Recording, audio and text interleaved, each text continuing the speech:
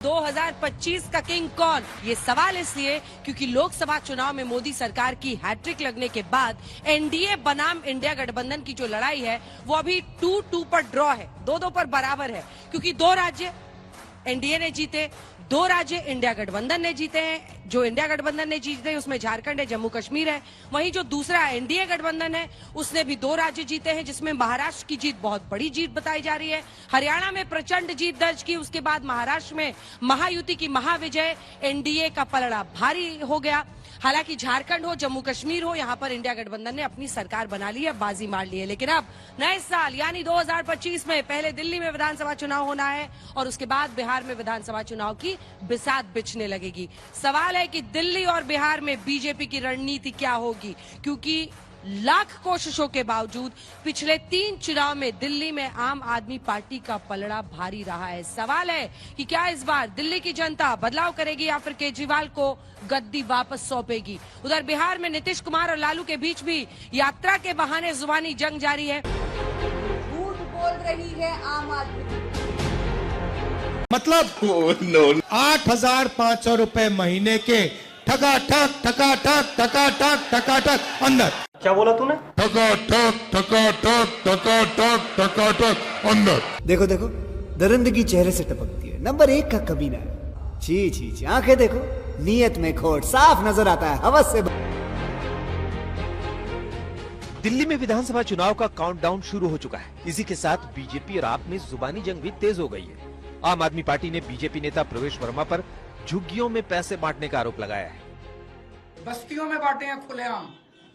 पूरे मीडिया को आज साथ लेके जाऊंगा, मैं वहां दिखाऊंगा, वहां लोग कहने को तैयार हैं कि हजार रुपए देके गए हैं ये लोग।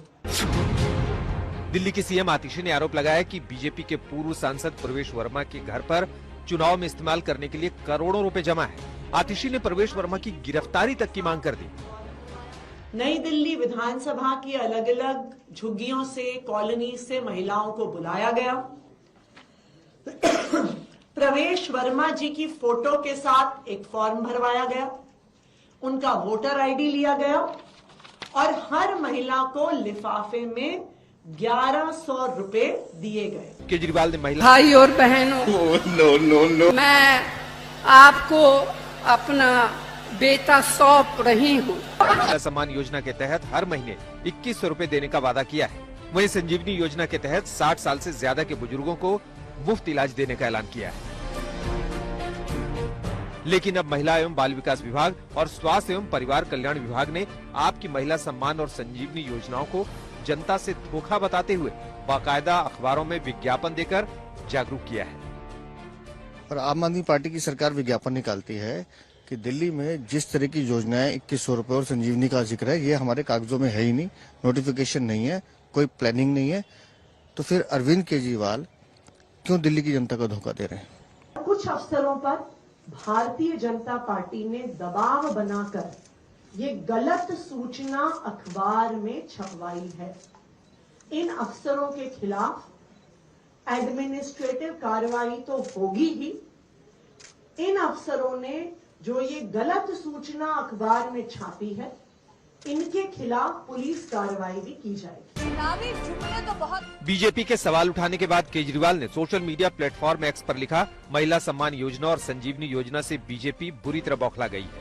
इतना ही नहीं, केजरीवाल ने आरोप लगाया कि बीजेपी सीएम आतिशी की गिरफ्तारी की साजिश भी रच रही है। पूरी जिम्मेदारी के साथ आज बहुत बड़ा आरोप लगा रहा हूं कि इन तीनों एजेंसीज को ऊपर से कहा गया है कि दिल्ली की सीएम आतिशी जी को कोई भी फर्जी। मैं हमेशा जंग टालने की कोशिश करता हूं, लेकिन जंग हुई तो जीतूंगा तो मैं ही। केस बनाकर गिरफ्तार किया जाए। केजरीवाल कह रहे हैं आतिशी जेल जाने वाली है, इसका मतलब केजरीवाल के पास कुछ ऐसा है जिससे वो आतिशी को जेल भेजना चाहते हैं। इस बीच ऐसी खबरें भी आ रही हैं कि असदुद्दीन ओवैसी की पार्टी AIMIM दिल्ली दंगों के आरोपी शाहरुख पठान को चुनाव में उतार सकती है। जेल में बंद शाहरुख पठान के घर पर जाकर पिछले दिनों AIMIM के एक डेलीगेशन ने परिवार से मुलाकात भी की थी। इससे पहले AIMIM दिल्ली दंगों के दूसरे आरोपी ताहिर हुसैन को मुस्तफाबाद से टिकट दे चुकी है। दिल्ली के बाद 2025 में बिहार में भी विधानसभा चुनाव होने हैं, इसलिए बिहार में जेडीयू और आरजेडी में जुबानी जंग तेज हो गई है। तेजस्वी यादव ने आरोप लगाया है कि मुख्यमंत्री ऑफिस पर बीजेपी का कब्जा हो गया है और नीतीश की सरकार दिल्ली से चलाई जा रही है। ये आरोप सुनकर जेडीयू ने जोरदार पलटवार किया। यहाँ सीएम जो है पूरी तरीके से भाजपा जो है उन चला रही है। यहाँ का जो सीएमओ है वो उसका कंट्रोल जो है भाजपा के नेताओं के पास है। रुको जरा, सबर करो, बोला धक्का मुक्की नहीं करने का, आराम से लेने का। हाँ, ये तेजस्वी यादव जी राजनैतिक रूप से कौन किसको हैक करता है, इसके तो आपके माँ पिता का शासनकाल साक्षात उदाहरण है। वित्त विभाग कौन चलाता था? अघोषित रूप से आपके मामा मान्यवर साधु यादव जी, मान्यवर सुभाष यादव जी। इस बीच केंद्रीय मंत्री और बीजेपी के फायर ब्रांड नेता गिरिराज सिंह ने नीतीश कुमार को भारत रत्न देने की मांग कर दी। नीतीश को भारत रत्न की मांग पर आरजेडी ने तंज कसा।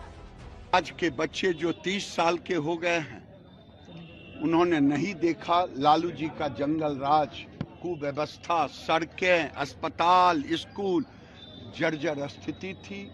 आज उसको एक ऊंचाई पर ले जाने का काम किया है। ऐसे व्यक्ति को देश में पुरस्कृत करने की जरूरत है, चाहे जिस भी पद से स्वीकार किया जाए, भारत रत्न जैसे चीजों से नवाजा जाए। सवाल है कि क्या 2025 में दिल्ली और बिहार में इंडिया गठबंधन बाजी मारेगा या फिर बिहार में एनडीए का विजय रथ जारी रहेगा और दिल्ली में भी कमल का करिश्मा दिखेगा। आज तक